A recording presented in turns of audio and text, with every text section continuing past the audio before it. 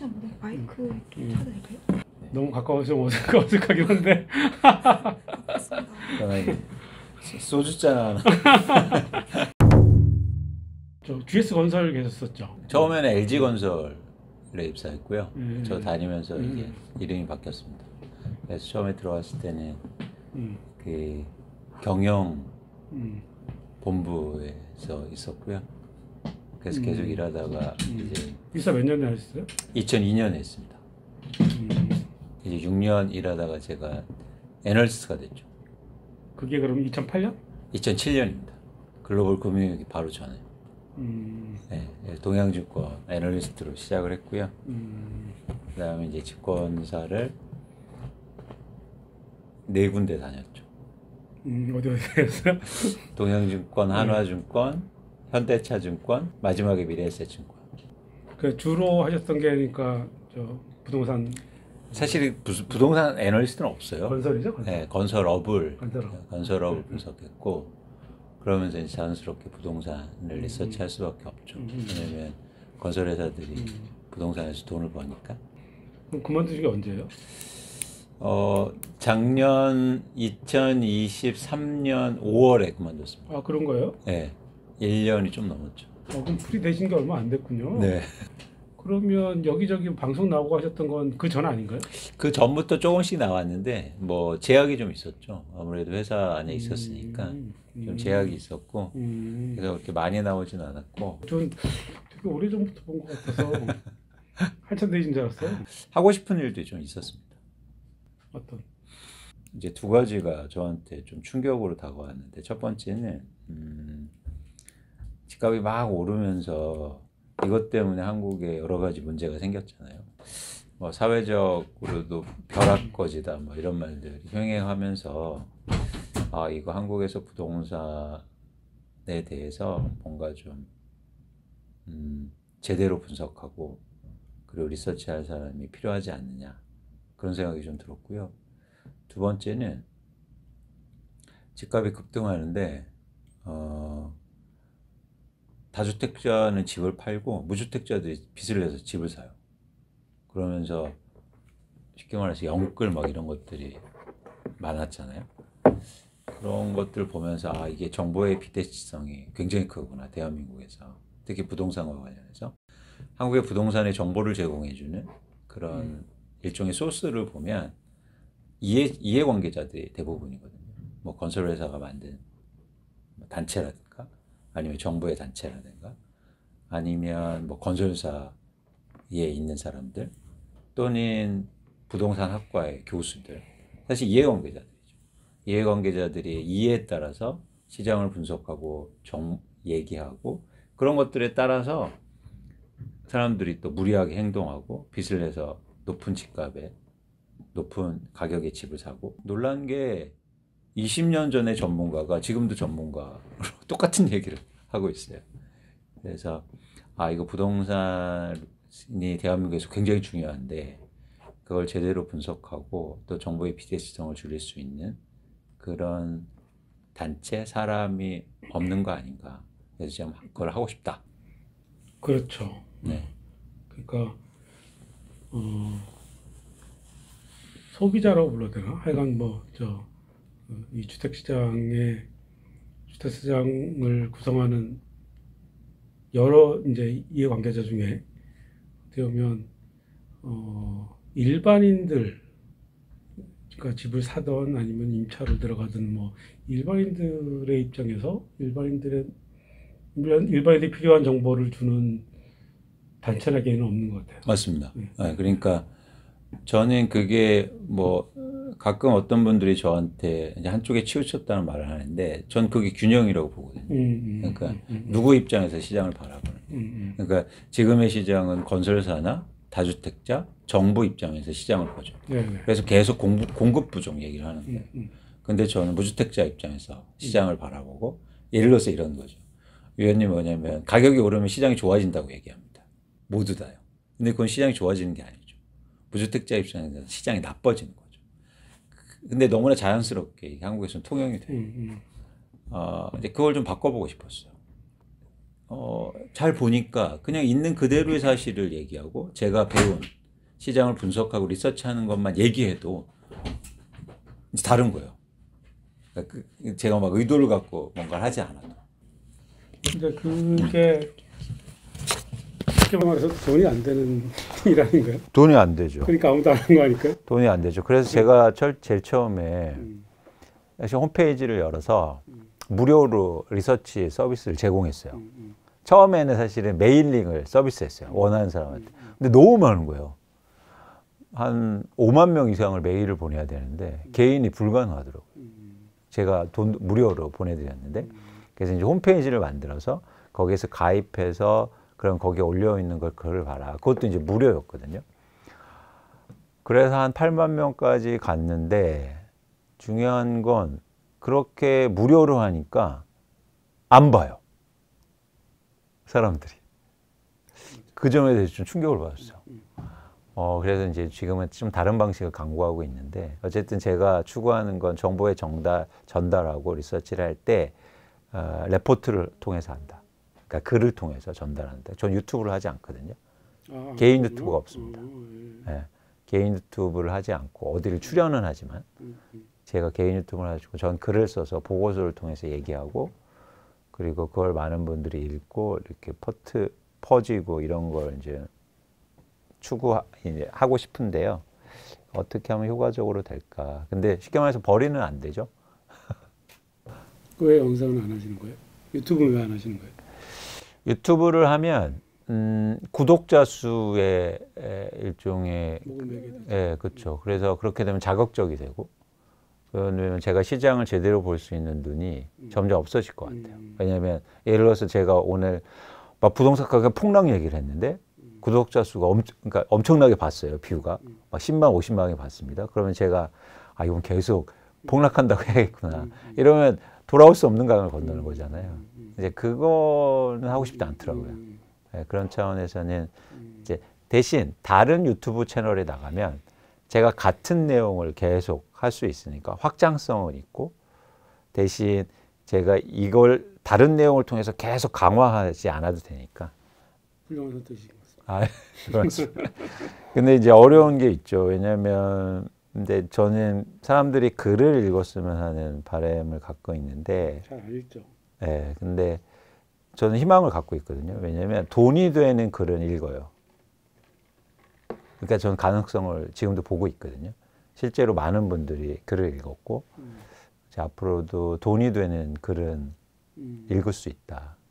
그래서 그게 이제 일종의 조금씩 한 발자국 나가는 거죠. 돈을 되는 글을 읽으면 돈이 안 되는 글로도 확장성이 있으니까. 전 이 지점이 일종의 경제지가 잘 되는 이유이기도 해요.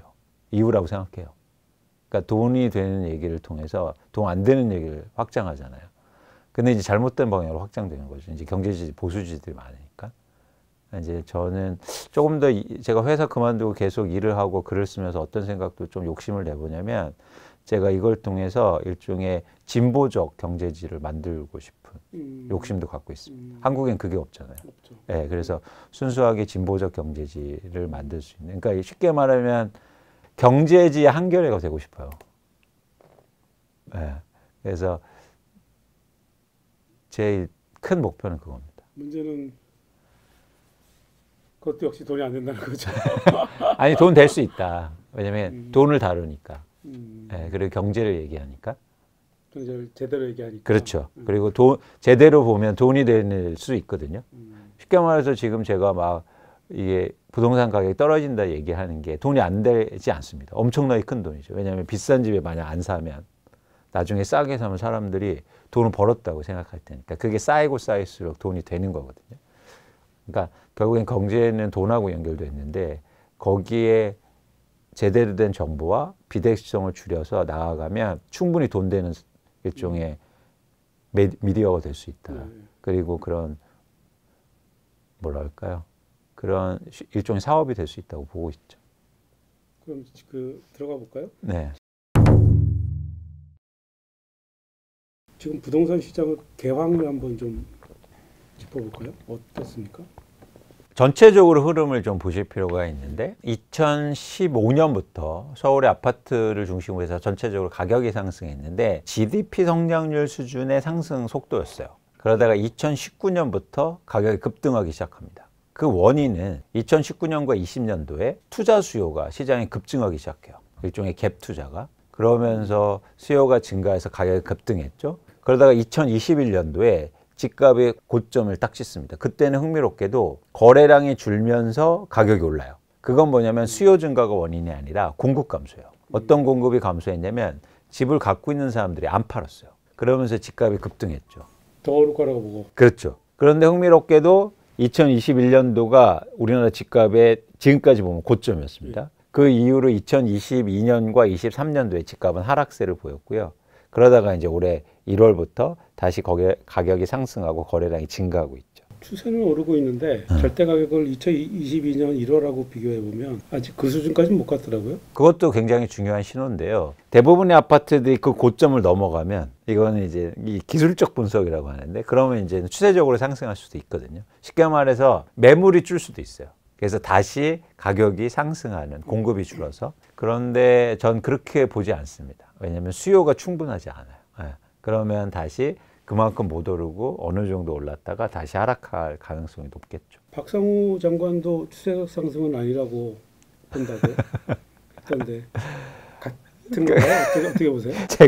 제가 지난주부터 그 질문을 많이 받는데 나 장관하고 같은 생각이냐. 결론은 같지만 근거가 달라요. 그러니까 사실은 박상우 국토부 장관의 근거가 앞으로 주택 공급이 많아질 거다. 그래서 집값이 안정될 거라는 논거를 대고 있는데 그건 틀린 얘기입니다. 그거는 지금 원인 파악을 잘못한 거예요. 집값이 지금 오르는 이유는 수요가 증가해서거든요. 그러면 수요 얘기를 해야 되는데 공급 얘기를 하고 있고 이 공급은 불확실성이 커요. 공급이 시대를 될지도 봐야 되고 공급은 나중 일이잖아요. 그렇기 때문에 이것 때문에 집값이 안정되겠다고 하는 거는 사실은 뭔가를 숨기는 거죠. 왜 그 얘기 본질을 얘기 안 하냐면 지금 수요가 증가하는 이유가 사실은 정부가 정책으로 부추긴 측면이 있단 말이죠. 그래서 수요가 많아서 집값이 오르고자 한다면 어느 쪽으로 귀결돼야 됩니까? 정부가 이제는 수요를 규제해야 된다는 얘기가 돼버리잖아요. 그러니까 자가당착이 돼버리죠. 지금 정부가 하자는 건 공급을 늘리자는 정책이에요. 그러면 늘려 나가니까 집값 안정이 이렇게 되는 거예요. 그러니까 지금 현상이나 현재를 보지 않고 의지를 갖고 시장을 분석하고 자기들이 계획에 따라서 그런 얘기를 하니까 맞지도 않고 속으로는 그렇게 생각 안 할 겁니다. 지난 5월에 올 하반기에 집값이 하락할 거라고 살 사람들은 그때 사라는 취지의 인터뷰를 하셨던데요. 지금 전망이 유효합니까? 그때보다 제가 지금 상황을 조금 달라진 건 뭐냐면 최근에 시장의 가격이 상승하고 있고 거래량이 증가하는 건 이 정도로 변화하는 게 사실 예측하지 못했어요. 그러니까 시장의 변화가 굉장히 가팔라서 그 지점에서 약간 시간이 좀 걸릴 것으로 보고 있는데 어쨌든 올해 하반기든 내년 상반기든 가격 하락은 다시 시작되고 그리고 변화는 다시 이루어질 것으로 보고 있고요. 반대로 어떤 현상이 있을 수 있냐면 이제 예상치 못하게 가격이 올랐으니까 하락폭도 훨씬 더 클 수 있다고 저는 보고 있습니다. 그래서 지금 일종의 정상적으로 가격이 올라가는 상황은 아니기 때문에 이런 부분에서 오히려 더 하락폭도 클 수 있다. 그럼 당연히 집은 하락할 때 내 집 마련하자. 흥미로운 현상이 있어요. 뭐냐면 지금 무주택자나 실수요자들이 집을 사고 있거든요. 근데 떨어질 때 안 사요. 가격이 상승할 때만 사요. 작년 같은 때는 안 샀다는 안 사요. 불과 1년 전인데요. 근데 그때도 무주택자였고 그때도 집을 살 수 있었잖아요. 그런데 그때는 안 사고 지금은 막 대출 일으켜서 산다는 거죠. 차이가 뭘까? 고민을 했거든요. 이제 항상 제가 고민하는 지점인데 그게 이제 심리죠. 심리가 아니면 이해가 안 되는 부분이죠. 1년에 큰 차이가 아니잖아요. 그러니까 심리의 변화가 지금 한국의 부동산 시장을 크게 움직인다는 거예요. 왜 그렇게 바뀌었다고 보시는 거예요? 심리가? 두 가지가 이유인데요. 첫 번째는 어떤 심리였냐면 일종의 집을 사려고 하는 사람들이 기대 심리가 있었거든요. 그러니까 집값은 더 떨어질 거야 라는 기대가 있었죠. 그러면서 기다렸는데 그거를 정부 정책 때문에 기대가 불안으로 바뀌었어요. 불안하면 행동으로 연결됩니다. 기대하면 기다릴 수 있는데 기대가 불안으로 바뀌는 순간 무리한 행동으로 이어지죠. 기대가 불안으로 바뀐 기저에는 일종의 트리거는 정부의 정책이 작용했고 두 번째는 금리나 기대감이 증폭됐어요. 특히 시중금리가 떨어지면서 실제로 금리가 떨어지는구나. 이런 기대감이 작용되면서 불안이 지금 확대된 상황이죠. 그래서 무리하게 대출을 일으키는 데서 그 불안을 저희가 감지해낼 수 있습니다. 제가 최근에 인사이드 아웃 2를 보면요. 사춘기가 되면서 사람들은 새로운 감정들이 생기거든요. 그걸 이제 영화에서 보여주고 있는데 그게 이제 대표적인 게 불안이라는 감정이에요. 근데 불안은요, 말씀드린 것처럼 어떤 새로운 단계에 접어들 때 생기는 심리거든요. 지금 왜 이 말씀을 부동산 시장에서 말씀드리냐면 지금 한국의 부동산 시장 지금 당장 움직이는 건 30, 40대거든요. 30, 40대는 한국의 부동산 시장에서 사춘기예요. 그러니까 성인이 경험을 해본 적이 없어요. 집을 사는 건 사실 미미하고. 그런데 최근에 변동성이 많이 컸고 내적으로 불안감이, 그러니까 심리적으로 이렇게 요동치는 상황이죠. 그렇기 때문에 새로운 감정이 불안이 들어온 겁니다. 그게 들어오니까 행동으로 이어지고 있는 거고 그게 좀 무리하게 지금 나타나고 있지 않느냐 저는 판단하고 있습니다. 네. 지금 대출이 동시에 증가하고 있는 것은 주로 실수요자들이 집을 사고 있는 것이다. 그렇죠, 그렇죠. 라는 걸 국토부도 알고 있을 텐데 그걸 말을 못하는 거군요. 그렇죠. 왜냐하면 그렇게 되면 수요를 억제하는 정책이 나와야 되는데 그러면 그동안 계획해왔던 그런 정책이나 방향성을 역행하는 거기 때문에 그러니까 쉽게 말해서 부동산 정책이나 국토부 장관조차도 어떤 시장 상황에 대해서 유연하게 대처하는 게 아니라 일종의 이념이라고 할 수도 있겠죠. 그런 거에 따라서 이제 얘기하고 행동하는 거겠죠. 그 이념은 산업적 그렇죠. 거죠? 그렇습니다. 공급이 계속 부족하고 공급을 계속 해야 경제도 좋아지고 부동산 시장도 안정화될 수 있다는 아주 고정적인 관념, 이념이 있는 거죠. 그렇게 그러니까 산업적 관점으로 부동산을 바라보는 게 우리나라 모든 정권이 다 마찬가지 아니었나요? 대부분 그렇죠.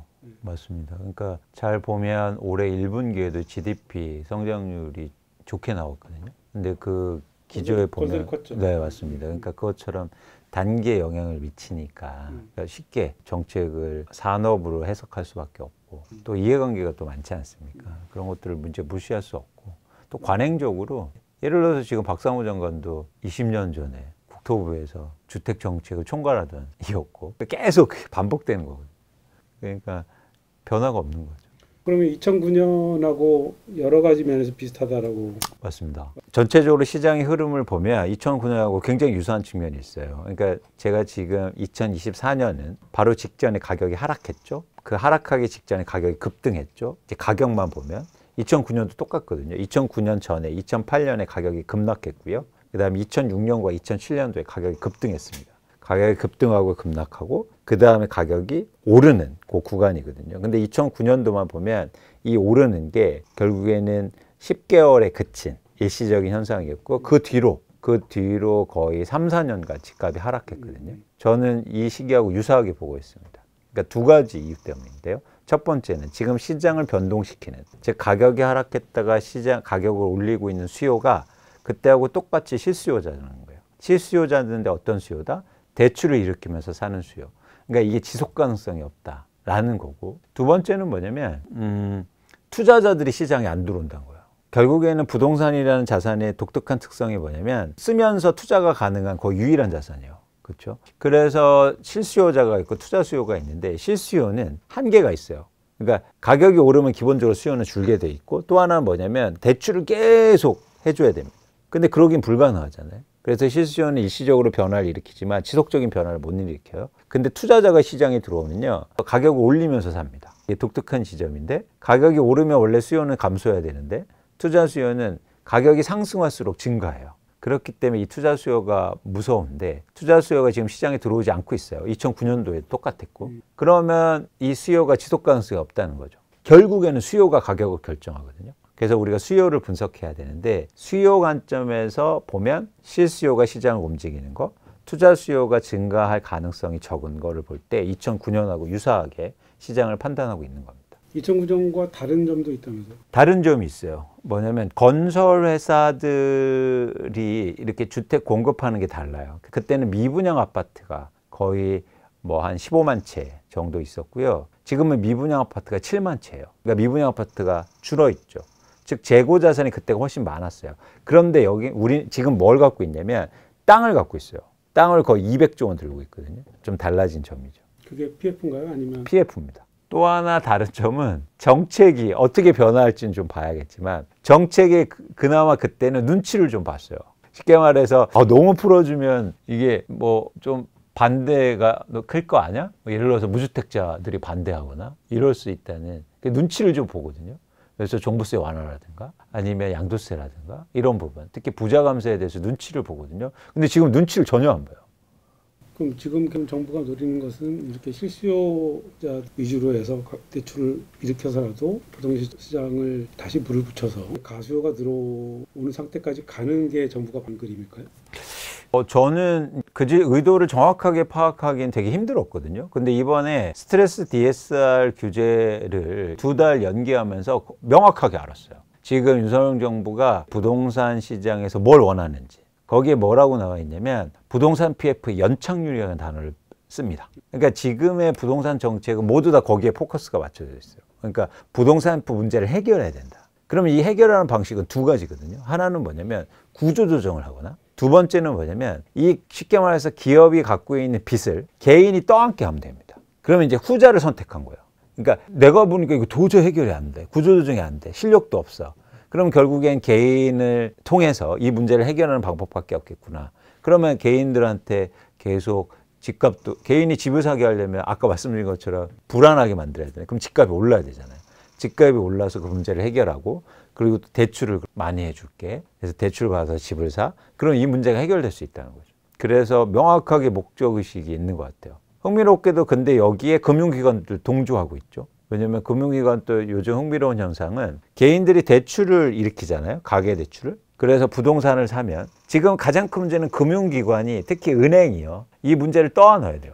그렇죠? 돈을 꿔줬으니까. 근데 은행이 그럼 대손충당금을 계속 쌓을 거 아니에요. 그런데 만약에 개인들이 대출을 엄청 일으켜서 이 부동산도 사주고, 대출 일으키면 당연히 이자를 내야 되잖아요. 다 은행에서 수익이 증가해요. 그리고 은행 입장에서는 가장 편한 수익이에요. 세상에 물건을 파는데 가만 앉아서 파는 물건이 어디 있습니까? 그리고 저희 주택담보대출 받으러 가면요, 당당하지도 않아요. 은행 들어갈 때 기죽어서 가서. 그런데 지금 대출 증가해서 2분기 때부터 은행의 순이익이 급증할 예정이에요. 그러니까 은행은 편안하게 이제 그런 문제를 해결할 수 있는 거죠. 돈을 버니까. 지금 박상호 장관 같은 경우는 지금 현재 전세가 올라가는 이유도 전세 사기하고 지금 그 임대차 3법 때문이다, 이렇게 주장하는데 틀립니다. 틀려. 완전히 틀린 거죠. 최근에 전세 가격이 오른 건 그 전에 전세 가격이 굉장히 많이 빠졌기 때문이에요. 그러니까 69조가 빠져서 큰 폭, 일종의 입주 물량이 부족해서 오르는 거고, 임대차 보호법 때문에 전세 가격이 오른 것처럼 나타나니까, 그러면 이렇게 얘기하죠. 그러면 임대차 보호를 4년으로 하지 말고 영구적으로 하자. 그럼 안정될 거 아닙니까? 근데 반대로 그걸 없애자고 하면 안정될까요? 그 근거는 뭐냐면 집주인들이 4년 거를 한 번에 올린다. 그런데 2년으로 다시 줄이면 그러면 2년마다 올릴 거 아니에요. 뭐가 차이가 나나요? 그 얘기를 하면 그러면 임대차 권리를 5% 룰을 영구적으로 가져간다. 이사되기 전까지. 이렇게 하면 문제 해결은 쉽지 않습니까? 그런데 엉뚱한 얘기를 하고 있는 거예요. 그러니까 이거는 상관관계와 인과관계를 혼동하는 거죠. 그래서 이게 한국의 부동산에서 정책에 미치는 영향이 굉장히 큰데, 그 정책의 담당자와 정책을 구성하고 법을 만들고 하는 분들이 과학적이지 않은 게 좀 문제라고 생각해요. 전세 사기로 인해서 빌라를 기피하고 아파트를 선호하고 이런 그런 현상들도 이유가 되는 거죠. 네, 근데 뭐 크지는 않습니다. 왜냐하면 대체 수요가 아니거든요. 그러니까 빌라가 1억 빌라를 사다가 전세 사기의 문제에서 5억짜리 아파트를 사야지. 사실 이게 시장에서 전형적으로 단순하게 그냥 생각하는 거예요. 그러니까 자꾸 어떤 문제가 생기면 이유들이 막 생겨나거든요. 근데 그에 대해 검증을 안 해요. 그게 말이 안 되지 않습니까? 그러니까 전세 자체를 없애자고 지금 원희룡 장관도 했고 박상호 장관도 얘기하고 있는데 정말 무책임한. 그렇죠. 왜냐하면 제가 아까도 얘기했듯이 할 수 있는 얘기를 해야 된다는 거죠. 자기들이 할 수 없는 얘기를 계속 한다는 거죠. 무슨 학교에서 강의하는 게 지금 아니잖아요. 전세 제도를 없앨 수 있나? 전세는 못 없앱니다. 왜냐하면 제도가 아니기 때문에. 문화니까. 그러면 전세 가격을 안정화시키기 위해서 공공임대를 많이 늘린다든가 이런 것도 안 하잖아요. 말로는 전세 제도를 없애겠다고 하니까 국민들이 못 믿죠. 제가 아무도 행복하지 않은 나라의 말이 뭐냐면 경제정책에서 교원 영색이다. 그러니까 말만 하고 아무것도 하는 게 없다. 그게 이제는 계속 이어지고 있는 거고요. 또 하나 이제 말씀드리고 싶은 건 뭐냐면, 그러니까 우리나라에서 임차 제도가 가장 큰 문제가 임차가 선택사항이 아니라는 거예요. 그러니까 무슨 얘기냐면 미국이나 외국에 가보면 이건 선택이거든요. 내가 집을 살까, 임대해서 살까. 물론 뭐 이게 100%가 그러진 않지만 선택하는 거예요. 그래서 나 지금은 집 안 사도 돼.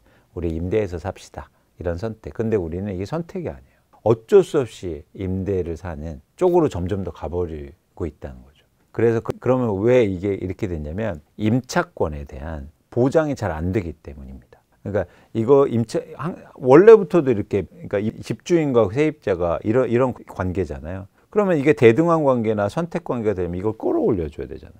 근데 이게 없다는 거죠. 그러다 보니까 계속 열의의 관계에 있고 결국에 임차인들은 계속 힘든 상황을 유지해야 되고 그러다 보니까 지금 같은 현상이 나타나는 거죠. 불안에 떨면서 갑자기 빚을 내서 결국은 나 전세는 내가 선택한 거 어쩔 수 없이 선택했는데 지금이라도 빨리 일종의 계층 상승 이렇게 이제 생각하는 거니까. 그래서 저는 임차권을 끌어올릴 필요가 있다, 대한민국에서. 이제 그게 이제 출발점이 일종의 임대차 입법이었고, 보호 입법이었고, 임차 기간을 4년 늘린 건데, 사실 좀 그것도 좀 부족했다. 2년하고 4년이 무슨 차이가 있을까? 대표님은 그럼 임대차 3법을 비롯한 임대차 보호법을 더 강화해야 한다고? 만약 진짜 전체 가격 안정을 원한다면, 아니, 그러니까 진짜 원하지 않는 거예요. 원한다면 강화시켜야죠. 그리고 임대인의 책임도 강화하고 아까처럼 더 올릴 때 인센티브를 줄이고 공공임대인데 이제 질 좋은 임대들을 계속 꾸준하게 늘려고 하고 좀 매입 임대도 늘려가면 좋겠다.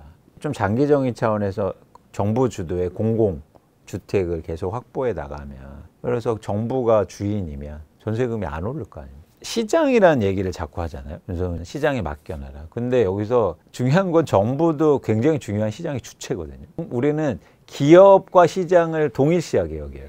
이게 전형적으로 지금 윤석열 정부나 보수 정권의 등식인데 그렇지 않습니다.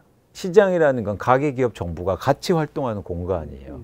그래서 정부도 들어가야 돼요. 그런데 그거를 방만한다는 건 시장을 그냥 기업의 통째로 넘기는 거예요. 근데 기업은요, 저도 기업에 있어 봤지만 기업은 돈을 벌려고 하는 곳이에요. 명확하죠. 기업이 뭐 주거복지를 추구하거나 그러지 않거든요. 그래서 가격이 오를 때만 공급을 해요. 가격이 빠질 때는 공급 안 하고. 그래서 사이클을 크게 만들죠. 특히 그 사이클에 직접적으로 영향을 받는 건 결국 임대차 시장이에요. 그러다 보니까 결국엔 시장에 정부가 적극적으로 참여해야 되는데 그 참여를 하지 않으니까 시장이 제대로 돌아가지 않는다. 문재인 정부 때 부동산 폭등의 원인 중에 뭐 여러 가지가 있지만 그 중에 또 갭 투자가 있잖아요. 뭐 지금도 물론 여전히 하려면 가능하죠. 그렇죠. 어떻게 못하게 해야 되는 거 아닌가요? 그것도 일종의 강제할 수는 없는데 제가 제안하는 방식은 공시지가에 예를 들어서 70% 이상의 전세를 받을 때는 일종의 규제를 하는 거예요. 받아도 된다. 근데 그거는 다른 집을 사거나 개인적인 용도로 사용 못해. 공시지가에서 70% 이상의 전세를 받을 때 10억짜리 아파트에서 전세를 7억 이상을 받을 때 그러면 이 차액에 대해서 7억 이상의 극에서는 마음대로 사용 못하게 뭐 에스크로 계좌를 통해서나 예치해 놓는 그런 방식을 쓰면 갭 투자가 줄어들 수 있죠. 그리고 또 하나 자연스럽게 그럼 내가 왜 전세를 왜 올리지? 이렇게 인센티브를 줄이게 되는 효과를 낼 수도 있거든요. 그러니까 그런 방식을 쓸 필요가 있어 보여요. 그 해법이 작년 초인가요? 전세 사기 피해자들 자살 잇따를 때 그때 나왔었는데 해법으로 나왔었는데 이 정부는 뭐 아예 거들떠도 안 보는 것 같아요. 그걸 개인의 자유라고 시장을 침해한다고 생각하는데 그러니까 개인의 자유를 억제하는 건 분명히 헌법에 나와 있잖아요. 그게 자유시장 경제나 아니면 공공의 복리를 위해서는 제어가 가능하다. 그러니까 무슨 얘기냐면 지금 무리한 갭 투자 때문에 사회적 문제가 큰 거 아닙니까? 그러니까 당연히 규제가 있어야 되죠. 제가 사실 예스크로 계좌도 뭐 많은 분들이 얘기했지만 저도 이제 가장 처음 얘기한 사람인데 이렇게 얘기를 하면 대부분 어떤 얘기를 하냐면 대표적으로 부동산계에서 학계에 계신 분들이 글로벌하게 그런 게 없다. 스탠다드가 아니다. 뭐 이런 말도 안 되는 얘기가 있냐. 근데 전세제도는 우리나라에서 유일해요. 그렇기 때문에 거기에 대응한 유일한 정책이 필요하죠. 지금 정부 여당은 종부세 폐지하자는 쪽이고 종합부동산세를 왜 없애려고 하지? 그 이유가 명확하지 않아요. 그러니까 아까 말씀드린 것처럼 두 가지를 대고 있는데 하나는 세금이 전가된다. 임차인한테. 그래서 이건 서민을 위해서 없애야 된다. 근데 그게 아니라는 거죠. 그리고 종부세가 강화돼서 중산층이 피해를 보고 있다. 아닙니다. 3%밖에 내지 않는 종부세고 1주택자는요. 1년에 82만 원을 내요. 한 달에 6만 원, 7만 원을 내는데 아우 나 그것 때문에 나 죽을 것 같아. 20억짜리 집 들고 있는데. 아니 두 가지 이유가 강력한데 그 이유가 말이 안 되지 않습니까? 그러니까 다른 게 있다는 거예요. 문재인 정부가 싫어서? 결국엔 그거라면 사실 종부세의 반대, 이번에 명확하게 헌재에서 표현하잖아요. 종부세가 필요하다. 한국의 부동산 시장의 안정과 과중되는 투자 수요 이런 것들을 줄이기 위해서 필요하다라고 한 게 종부세 의의가 있다는 거죠. 존재 의의가. 근데 그 존재 의의를 없애려면 다른 강력한 이유가 있어야 될까요? 사회적 의미가 있는. 공공의 목적을 실현할 수 있는 그 목적이 없다는 거예요. 그래서 민주당도 마찬가지죠. 민주당은 왜 종부세를 완화해 주려고 합니까? 목적이 힘이에요. 저항이 크니까, 싫어하니까. 아니 마포에서 졌다고 그 이유가 되지 않잖아요. 그러면 마포에서 이길 수 있어요. 종부세 없애면. 근데 아마 강북에서 질 겁니다. 사실은 종부세에 대해서 여론조사를 해보면 종부세 찬성이 높아요. 훨씬 압도적이까지는 않은데 어쨌든 높은데 그 여론이 언론 등을 통해 잘 드러나지 않는 거죠. 오히려 이제 거꾸로 이제 종부세는 악마의 세금이다라고 하는 그 프레임만 언론을 통해서 막 나오니까 민주당은 거기에 그게 실제로 뭐 선거 결과로 나타나고 하니까 두려운 거죠.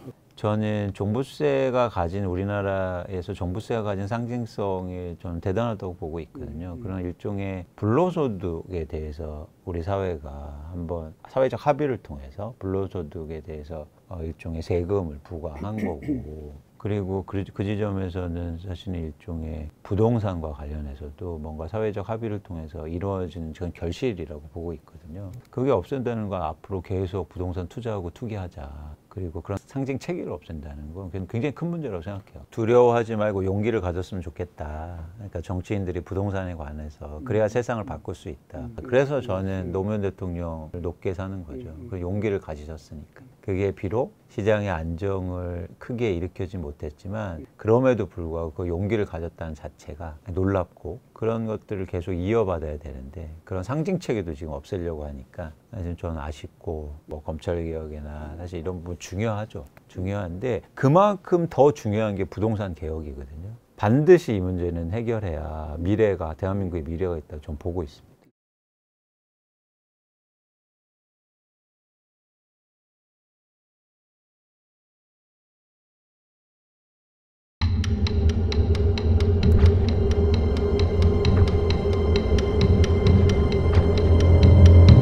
침묵은 편하다. 하지만 질문했습니다. 침묵이 만드는 변화는 없다. 한결의 서포터즈 벗